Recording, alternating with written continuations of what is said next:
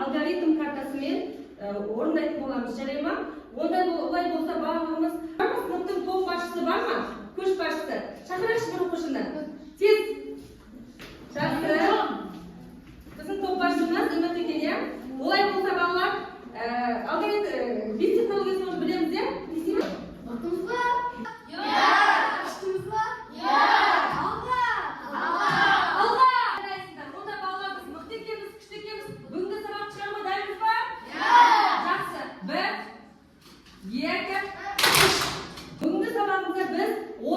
Берілген пропорцияның немесе қасиеттерін пайдалана отырып, есептер шығаратын боламыз, жарай ма?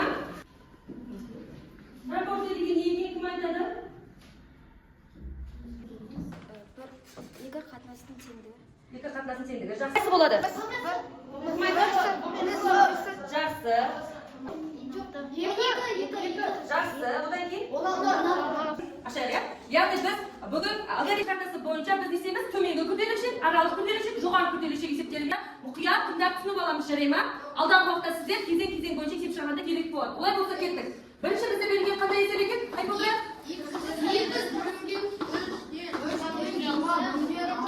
Я, бала сіздер мұқият тыңдап отырып, мен түсіндіремін. Бірінші, ол қашанда не? Алымы болады. Екінші бөлімі? Алымы. Бөлімі. Жақсы, онда біз істейміз. Екінші сайма алымды жазамыз. Бөлімі 3-20 бөлінген алым. Балалар, бұл берілген пропорцияны біз көбелек әдісі арқылы шығарады екенбіз, иә? Олай болса, біз берілген сайма тамыш несен екенбіз? Ішкі мүшелерін көбейтіп алады екенбіз. 3 көбейтілген 20 бөлінген 6.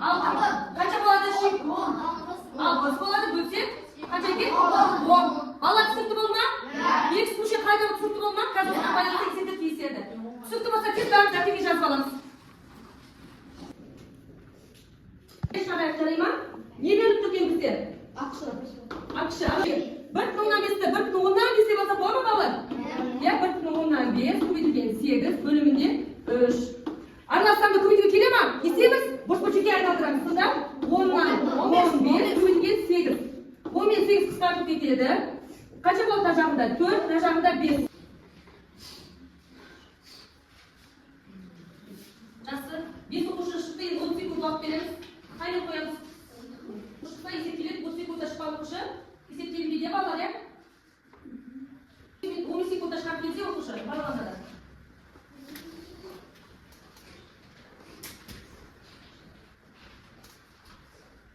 Үйренмеді? Болды ма? Ол бұдан кейін ұшып келген оқушы, иә? Жақсы, тұрамыз. Олай болса балалар, 30 секунд уақыт. Бәріміз қаламды істейміз, қалам қолда. Ол қанша, иә? Істейміз? Сумкаға былай қоямыз, тұрамыз тез. Тек қана біз тақтаға жауап жазамыз, көзбен соны есептейтін боламыз, жарай ма? Бірінші біз B2, иә? B2, 3. Отыра қой. C2, 3. B1, 3. A2, 3. B4, D6. Жақсы. Балалар, осы отырған балалар, дәптерді жабамыз, иә. Енді қалған жүйені көшіріп істейміз. Дәптерді алмасаңыз не тақтаға жауабын жазамыз, сіздер айтасыздар, жарай ма? Бірінші бізде неге бірінші сұраған жауабы қанша екен? 8. Бірінші нұсқа қол көтерейікші, кімге осылай шықты? Бірінші нұсқа кімге 8 деген жауап шықты? Кім? Үміт, қайда үміт? Тез айтамыз. A4, иә? A4, бір сосын? Бір сосын? С неше? С 6 ма? Айтып отырамыз, иә? С 5 сосын? С 6, жақсы. Онда екінші нұсқа қараймыз мұқият. Бірінші есебімізде? Сосын? Қандай? Екінші нұсқа жақсы. Одан кейін аралық күрделілік есебіне қарайшы балалар. Кімде қандай жауап шықты? Тек қарайық мұқият балалар. Тақтаға шықпағанда кімде осындай жауап шықты? Тез. 8. Кімде жауап шықты? Бірінші нұсқа. Мұқият қараймыз. Кімде осындай жауап шықты? Ешкімде емес тақтаға шықпағанда? Жақсы. Онда екінші нұсқаның жауабы қарап жүріңдерші балалар. Кімде осындай мұқтап деген жауап шықты? Тақтаға шықпағанда? Жақсы. Онда ешқайсыңыздар бұл есептер шықпақты, иә? Балалар олай болса біз есептеп жүрейік, иә? Аралық күрделілік есепте қанша екен сонда? Қанша есеп? 1, 2, 3, 4, 5, 6, 7, 8, 9. Біздің нормамыз қанша еді балалар? 13 оқушы, иә? Бізде қанша болды екен? Ақшы шығарған есеп қанша болды? 1, 2, 3, 4, 5, 6, 7, 8, 9.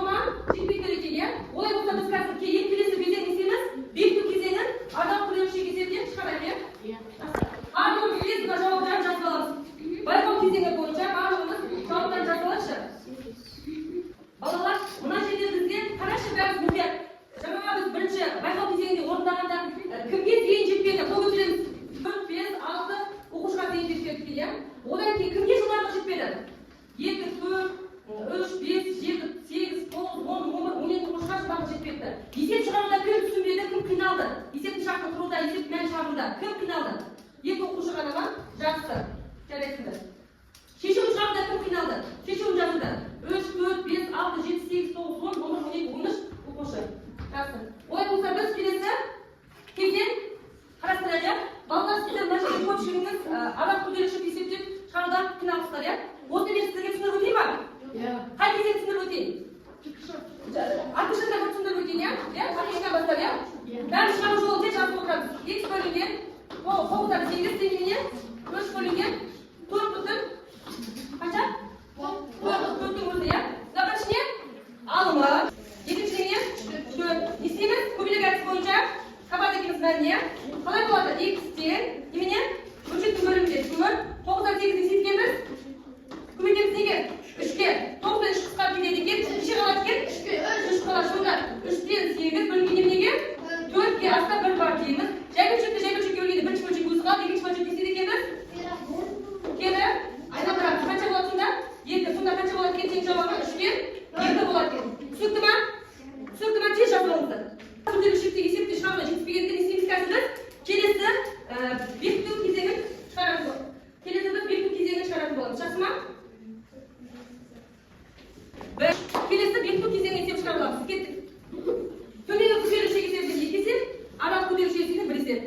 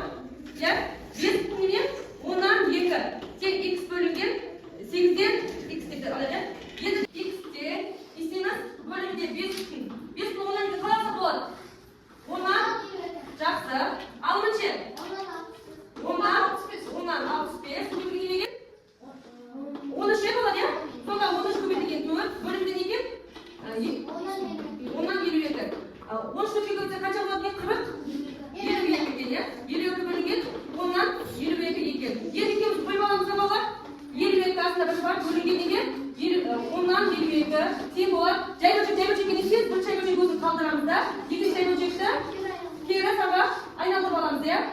Қысқа жерімізде қанша екен? 10 болады екен. Балалар түсінікті болды ма? Иә? Тез жазып аламыз, мұқият.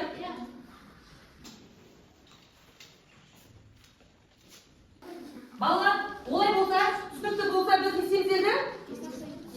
Екінші кезең, есте сақтау кезеңін шығарады, балалар, иә? Біз сағатты толық меңгеру мақсатында не істейміз? Екінші есте сақтау кезеңін шығаратын боламыз. Тағы да мен сіздерге екі төменгі күрделік аралшек, екі төменгі күрделішек, бір арал күрделішек есебін беріп тұрмыз. Есте сақтау кезеңі бойынша есеп шығарамыз. 5 оқушыдан кейін 30 секунд уақыт беріледі. Қанат, орындаймыз. 30 секунд, иә, балалар, иә?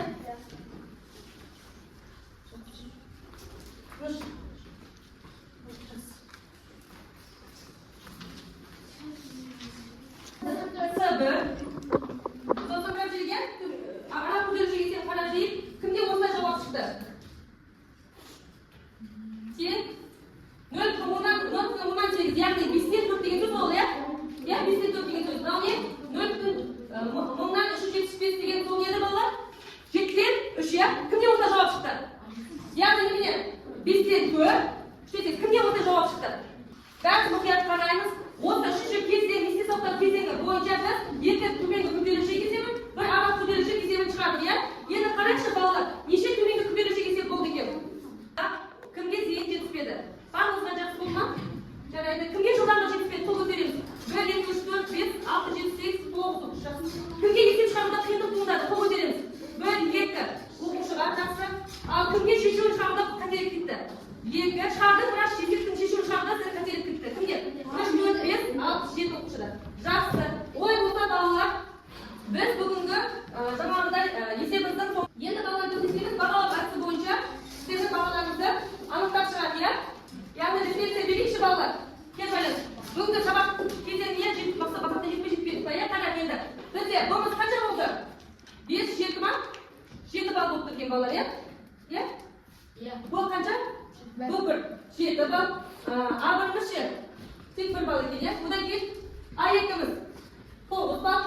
Б3-міз 8 балл. А3-міз 1 ғана есеп шығартты.